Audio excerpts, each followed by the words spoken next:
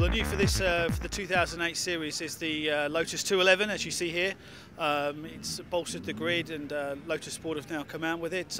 252 horsepower, 0 to 60, 3.8 seconds.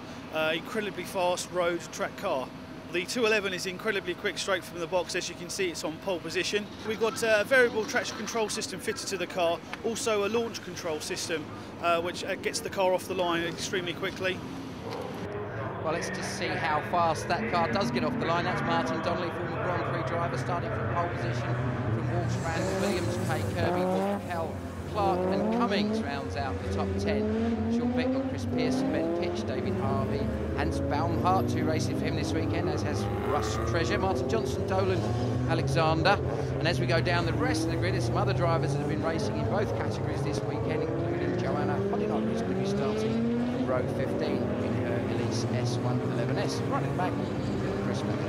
Now, we watch the cars come to line. Gavin Kirby, one of the 211Rs, Sean Bicknell in the middle of the grid there.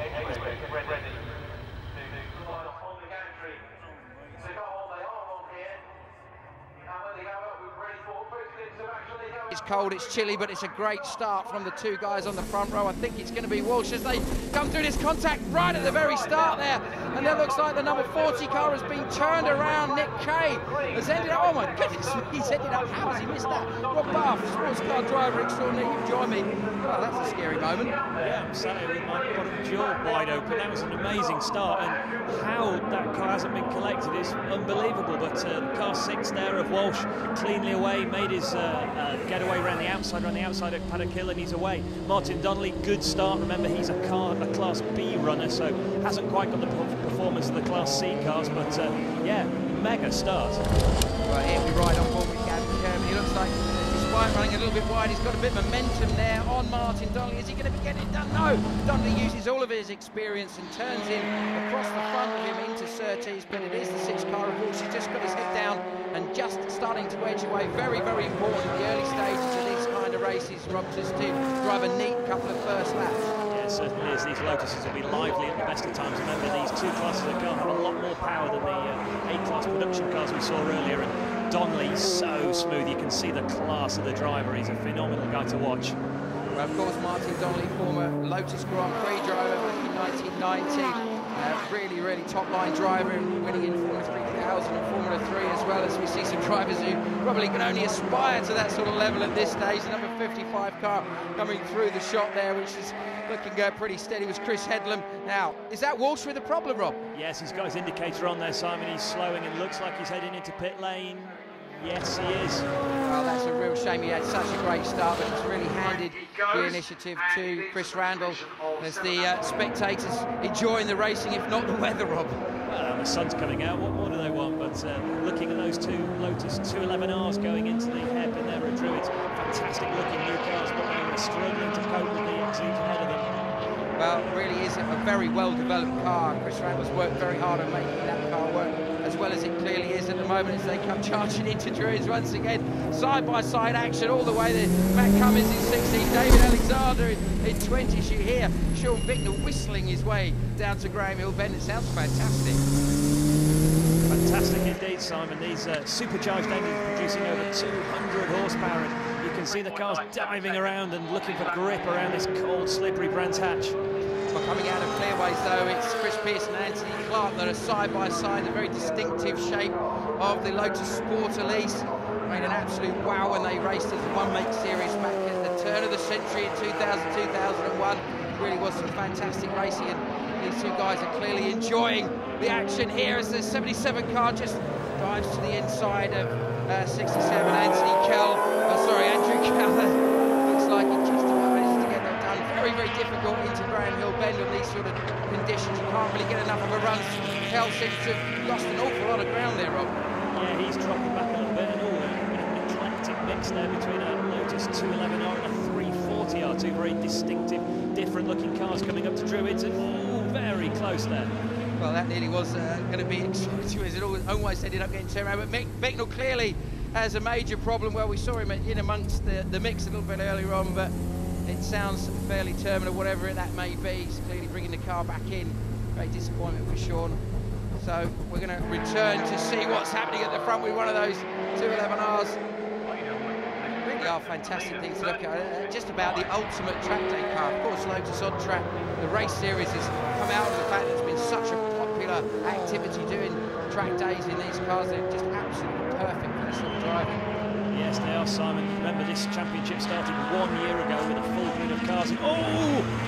And that's car 48 going off as he comes out of Graham Hill Bend, just making light contact with the barriers there. Unlucky. Yeah, Guy Truss. Well, he was the driver that was involved in that melee at the start. There was nothing to do, and he was the one who somehow managed to stop and avoid the 40 car of Nick Kay. So he's had a fairly, shall we say, exciting day. I think that's the best summary of that one. But it is the scrap at the front. Steve Williams in the number 18 car really starting to put a lot more pressure on the 95 car of Kirby. As the battles rage all the way down, and 29 Craig Denman. Pretty exciting run, but this man at the front, he hasn't really got an awful lot to worry about, except just keeping it neat and tidy, going back to that scrap between Denman, and that's John Townsend he's fighting with. He's a little bit deep. They're very, very easy to make a mistake going through. It's probably one of the most difficult corners anywhere in British motorsport. It is. Time-wise, you've got a lot to lose, and if you run wide as he did, and you can see that's cost him on the run-up to Paddock Hill. He's left the door wide open, and squeezes through, so loses the place, yes. Oh yeah, Denman really very gentlemanly about the whole thing, didn't put too much of a fight up with these two guys. Mark Gooday in a 42 car in that fantastic looking 340R, and Martin Johnson in a 211R. Interesting how two cars that are very, very different in terms of their outright performance, but seem to be having a similar sort of lap time. Martin Donnelly, we talked a little bit about him a bit earlier on. Class of the man is obvious to see. He's lapping Hans Baumhart in the 14 car, has been racing already this weekend. It looks and sounds so balanced. It does. Kirby's really got his mirrors full of Steve Williams. I can see him up alongside there. There's the front of the yellow Elise. Very, very close. Great on-road shots here of Gavin Kirby, desperately trying to defend his position. Just, I think, managed to edge. Having a look across at the mirror there, it's pretty telling, really, wasn't it? Well, looks like Williams maybe had a bit of problem getting some traction. It's very easy on a day like today just to put a wheel onto the curb somewhere like Graham Hill Bend. You use a lot of curb on the exit, Rod, don't you? You do, and we've already seen how slippery the grass is. The big crowd enjoying today's racing, though, and racing all the way back down the field as we look at the battle edge just behind Steve Williams. Gary Broad there, one of the Class A runners in the blue. There's a bit of smoke coming from the back of, I think that was Chris Pearson's car. It certainly looked like it. Williams is coming through and has really got the car working very, very well in the latter part of the race, although he did lose a little bit of ground earlier on. As we saw, he was getting into that scrap with Kirby. But Pearson comes down the inside and some of the back markers nearly gets his nose chopped off by one. Pretty close up. It's one of the dramas you have when you're racing in different classes, right? You've got to be careful of the back markers, and that's exactly what Chris Randall, our race leader, is doing. He's really picking his way through, and his lead is up to about 15 seconds now, Simon, on that last lap. Well, he doesn't seem to have any problems with the car. It's a very, very well thought through car. As you can see, it's the Sport Elise design, but with some fairly hefty modifications. Gavin Kirby slices past the back markers, but he's still under pressure from Williams. I think he was compromised. He is. Williams really keeping him honest. He's pushing very hard, and as they come up to Druids, you can see that he's defending the inside. And Williams jinks back to the outside. He's having a look around the outside, Simon. Well, the problem is it's still very, very slippery here at Brands Hatch, and if you get a bit too wide, well, that's what can happen. He's got onto the outside.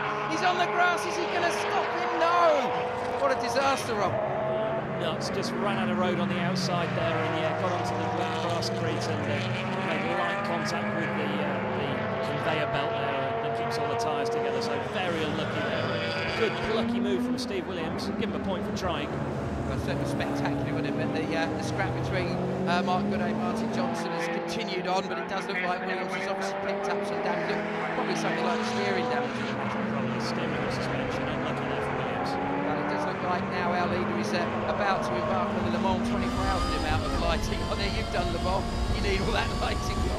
He's enjoying himself. Looking at the onboard of Donnelly there, you can see the sweeps and turns of Brands Hatch, and as the sun sets, yeah, Chris Randall's put his lights on. It makes him feel good. And the man who's done the job this weekend, the man who's really dominated this race, as soon as Walsh was out, it was all about Chris Randall. He's going to cross the line to take a very, very well earned, very well driven drive to take himself a brilliant win here at Brands Hatch. Disco lights go on. Well, maybe there's going to be a party tonight. Certainly he's earned it, that's for sure. It's going to be Martin Donnelly, the former Grand Prix driver, man synonymous with the Lotus name, who's going to take a class victory. And that car really is something to watch for the future. Chris Randall wins from Martin Donnelly.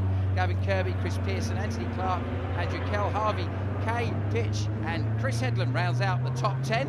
And in the class, it was Randall, Kell and Kay for Class C. And then in Class B, Martin Donnelly, Gavin Kirby and Chris Pearson takes well third. Gavin, how did you enjoy your race? Yes, brilliant race. Got a pretty good start. I can't really remember what we did Druids and got past Steve Williams, and the rest of the race I was just fending Steve off, but I think he spun coming out of Druids hairpin and left me just to romp home with third. So yeah, I'm pretty pleased. New car, and it seems to be working well, so take it forward for the rest of the year now. Martin, well done to you. Did you enjoy that? I always enjoy a race, but unfortunately I made a new boy mistake and missed a gear of the Druids, which let Chris through, and I think after that it was history. Randy, 16-second lead I think you had, well done. Yeah, it's all right. I mean, it's good. Win's a win. I feel a bit rusty though. I'm not really happy with the way I was driving. Probably lucky that Walshy expired early doors, but you know, it's a win, so I'm happy.